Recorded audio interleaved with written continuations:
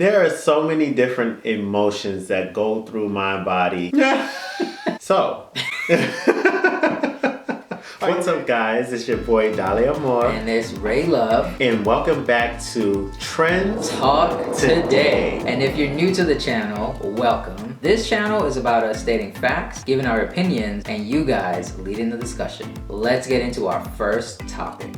Okay, our first topic today is about Apple's new Airpods Max. Now, when I hear AirPods, first thing I think about is the one that kind of goes in your ear. But these are actually luxurious headphones, over-the-head headphones. And they cost just a little $549. That's right. So here are some details about the Apple AirPods. So it took 4 years to make, comes in 5 colors. It has head detection software, so it pauses when it comes off your head. It has a carrying case and it has noise cancellation. What are your thoughts? And are you getting me one? I just gotta ask. First of all, why are we going backwards? Because I really don't know how I know how I feel about this, but I really don't know how I feel about this.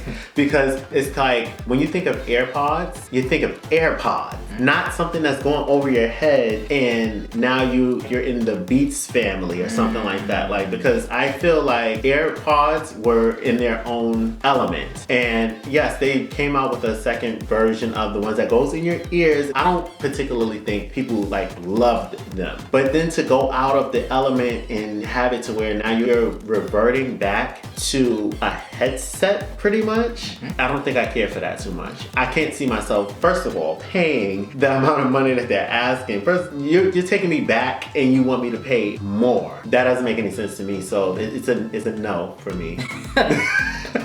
Here's what it is. Apple, they are known for making a product, having the price set, and people buy it. They can do nothing and they can do one thing, and it's like an extra $100 add on to the price. So with this, like you said, going backwards, even with the Apple iPhone, I think 12, it looks like an older iPhone. It's a little bit thicker, so it is different, but it's also, like you said, reverting back to kind of the old school, I guess. About these though, it looks nice. Like the actual cushion of the ear looks very soft. It looks comfortable. It looks cozy. The price is the price. It's just a lot of money, and I don't think you really need it, but people are gonna buy it. At the end of it all, we all know that Apple overprices things and people are gonna buy it anyway. So it's what they do, and it's changing the game. I'm not gonna lie, when I first heard about AirPods, like the regular ones, I didn't like it because I like the ones that had the cord, because I always felt like if I'm running or if I'm late to something, it could like fall out of my ear and then I lost my AirPods. But with these, it is wireless, so that's cool. And like I said, it's the Beats family, but it also has like a Bose kind of look and sleek elegance to it. I would like to see it. I would like to feel it and test it out. Maybe we can go one day and test it out, see how it is. But $549 does stand out. Do I think it's worth it? I don't know. I feel like for something like that, I'd have to check it out first. But am I gonna pay $549 for it? Definitely not. Definitely not. Right, go in the store and feel it. Yes. But leave it in the store kind of situation. Exactly. Because no, for me, it's definitely a no. Moving on. Floyd Mayweather versus Logan Paul. Who's ready to see that fight? So, are you ready to see that fight? I watched the interview with Floyd Mayweather and Shannon Sharp on their podcast, and Floyd said, and which I think was actually pretty smart. He said, one, he cares about his health. So he's not gonna take some young hotshot fighter that is up and coming. He's gonna take someone that is a little bit easier to fight. People say when he fought Conor McGregor, it was gonna be a big task and he was gonna lose. He didn't lose. He also said it was very easy and didn't even feel the punches. He also said, Floyd Mayweather also said that he wants to have a long, healthy life. So he doesn't want to be in the ring boxing these heavyweights or these new guys who are really trying to come in there and knock your head off. Logan Paul, however, I don't know where this came from. It's kind of random, but then again, so is the Jake Paul and Nate Robinson fight, and we saw how that happened. But this one's kind of random. I mean, it's for the money. Will I watch it? Yeah, I'll watch it. I'm not gonna pay for it, but I'll watch it. I'll watch it. I think Floyd is definitely gonna win by a long shot. He's gonna dance around Logan Paul. It's not like Floyd is out of shape, and it's not like he's super old, and it's not like he has taken a lot of hits in his career. He's a defensive fighter. For those of you who don't watch boxing, that means that he is in the ring and not really trying to go after you, but he's letting you come to him, dodge, and then knock you out. Right. So I'll watch it. I'm interested. Just definitely want to mention the fact that I commend him for being so responsible with his health, because there are a lot of times when you're a person who is a boxer and you're taking all these blows to the head and different things like that. It does play a huge role in your quality of life. Yeah. Because if we can use other boxers for example, sometimes people, they suffer from Parkinson's disease because of this exact thing.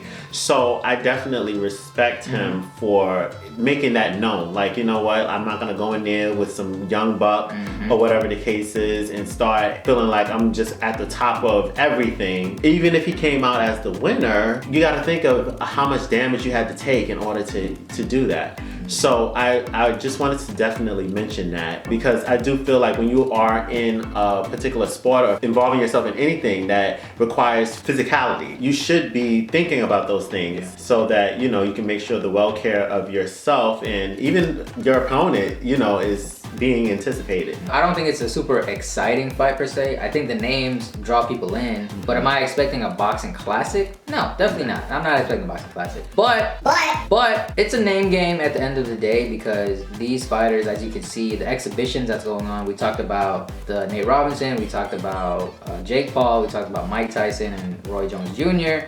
So it's really the name game at this point. I feel like the real boxers are not really getting publicity, but I think it'll be fun, and it's exhibition, and I'm excited for it. Am I gonna, you know, pre-order it and wait for it to come on TV? No, I'm not. But we're gonna review it. Yeah. We're definitely gonna review Definitely gonna review it. We're definitely gonna review it. All right, moving right along to our next topic. Jeff Bezos. That's right. You know, the billionaire, the Amazon guy who owns everything. So what he's going to do now is going to place a $3 surcharge to every order that is non-essential. Why? Okay. Why? So that Question. $3 is going to the MTA fund. So that way, whoever takes the MTA will not have to face a fare hike. What do you think about this? Boy. There are so many different emotions that go through my body hearing something like that, because I understand what he's trying to do. Because I mean, you just mentioned essential items versus non-essential items. Now, being in an industry where you are an essential worker and you're a person who maybe has to deliver packages or what have you, not delivering things that are non-essential items can take a toll. Because I mean, speaking from personal experience, you know, people are ordering everything. Yeah. Literally everything is not something that they absolutely need. I think once upon a time I seen somebody order a jungle gym or something like that. It's like, where are you putting it in this apartment? But I digress. But you know, I get that part. The part that I'm not 100% solid on as far as my feeling is what he's doing as far as the fares with the MTA. Because I mean, we don't want a charge to be added to whatever it is that we pay already. However, it's kind of like, look at where you're taking it from. It reminds me of when you're getting taxes taken out of your check, and although they're telling you where it's going, you still don't agree with it, because it's kind of like, well, why do we have to pay this person? You know what I'm saying? Just for because it's almost like, well, if we take it from here, then we won't take it from here. You're still paying for it. I mean, when you really think about it in hindsight, like, you are still paying for it, because obviously you're gonna need things that are non-essential items, regardless on whatever it is, however people want to, you know, dress it up. You still have to pay for something. So if it's $3, mind you, the fare is not even $3 for the train. So if you're taking $3 from a person, depending on whatever it is that they're purchasing that is non-essential, it's like, is this per order or is this per item? You know what I'm saying? Like, how clear are we on like what particular way that going about this? Because if it's per item, oh my goodness, Right. you could have 3 non-essential items, that's $9 already. You know what I'm saying? So like, what is it? Like, is this something that we really need to get more information on as far as like, how are you guys trying to go about this? Because I don't really agree with it in the first place. We're still paying, it's still coming out of our pockets.